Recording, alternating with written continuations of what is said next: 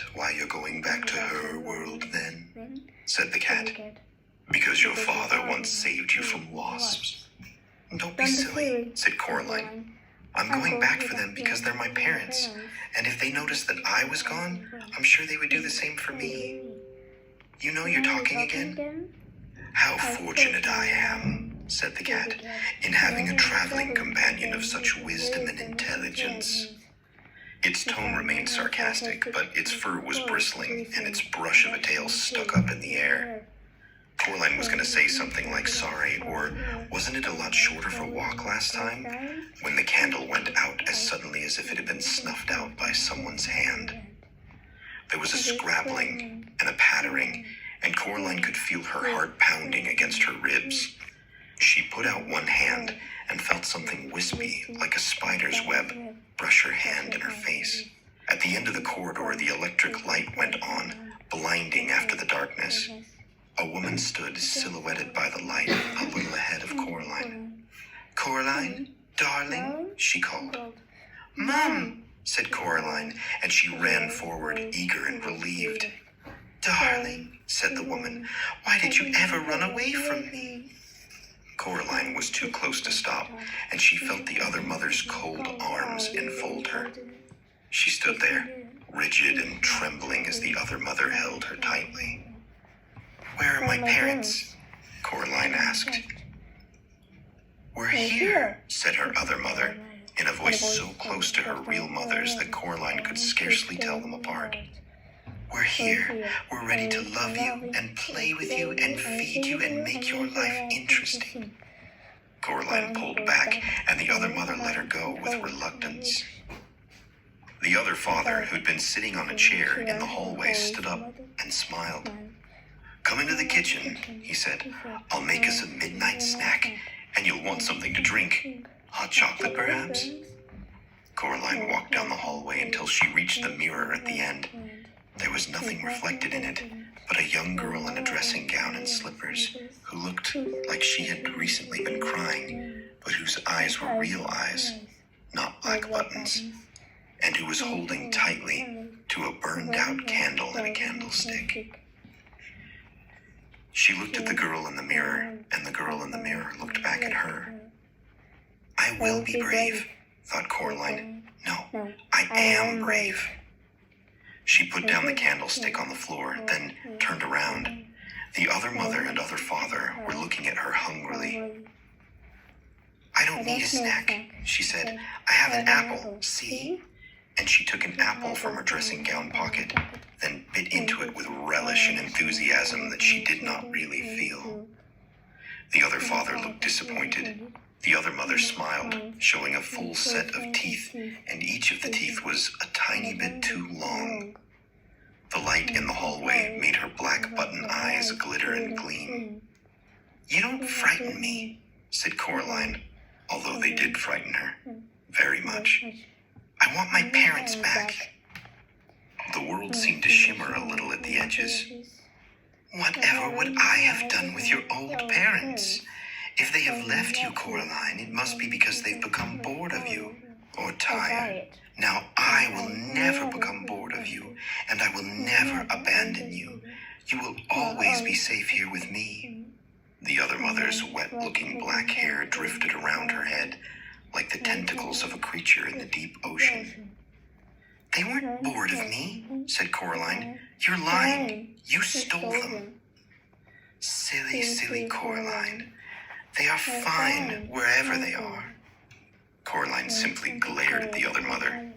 I'll prove it, said the other mother, and brushed the surface of the mirror with her long white fingers. It clouded over as if a dragon had breathed on it, and then it cleared. In the mirror, it was daytime already. Coraline was looking at the hallway all the way down to her front door. The door opened from the outside, and Coraline's mother and father walked inside. They carried suitcases. That was a fine holiday, said Coraline's father. How nice it is not to have Coraline anymore, said her mother with a happy smile.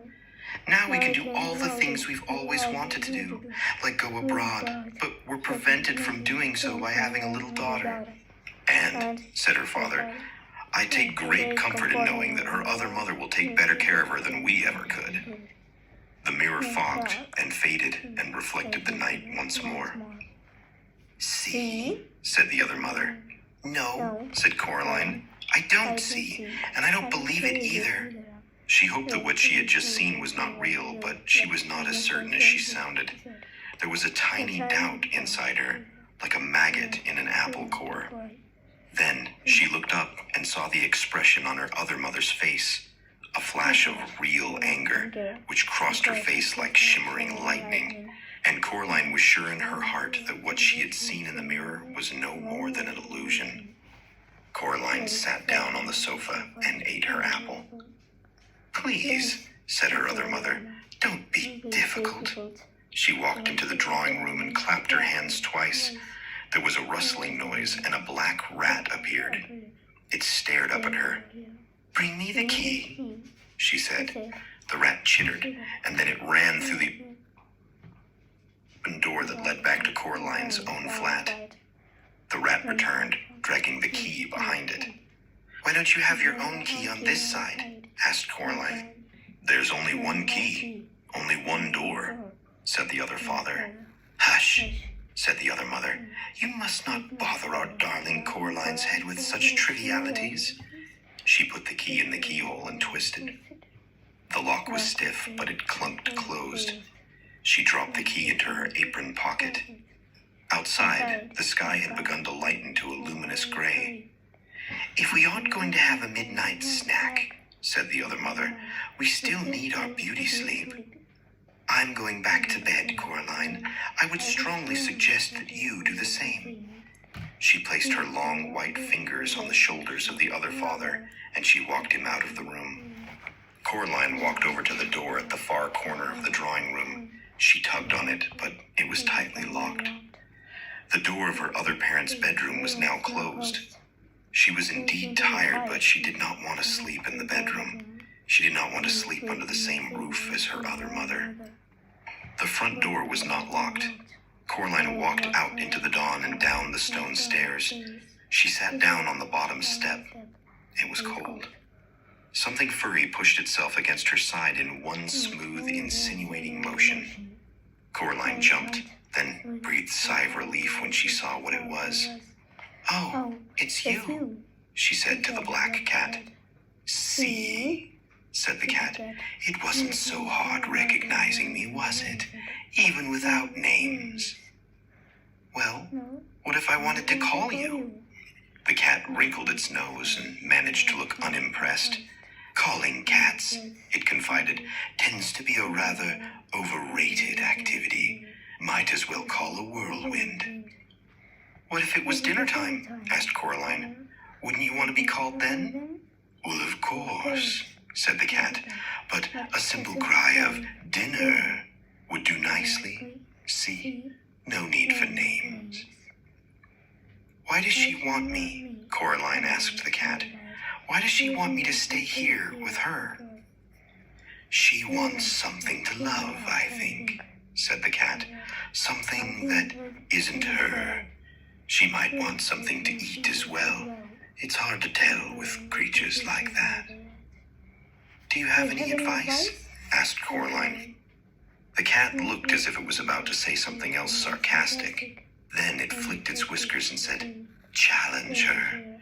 There's no guarantee she'll play fair, but her kind of thing loves games and challenges. What kind of thing is that? Asked Coraline. But the cat made no answer, simply stretched luxuriantly and walked away. Then it stopped and turned and said, I'd go inside if I were you. Get some sleep. You have a long day ahead of you. And then the cat was gone. Still, Caroline realized it had a point. She crept back into the silent house, past the closed bedroom door inside which the other mother and the other father, what? She wondered, slept, waited? And then it came to her that, should she open the bedroom door, she would find it empty, or more precisely, that it was an empty room, and it would remain empty until the exact moment that she opened the door. Somehow, that made it easier. Coraline walked into the green and pink parody of her own bedroom. She closed the door and hauled the toy box in front of it. It would not keep anyone out, but the noise somebody would make trying to dislodge it would wake her. She hoped. The toys in the toy box were still mostly asleep, and they stirred and muttered as she moved their box, and then they went back to sleep. Coraline checked under the bed, looking for rats, but there was nothing there. She took off her dressing gown and slippers and climbed into bed and fell asleep with barely enough time to reflect, as she did so, on what the cat could have meant by a challenge.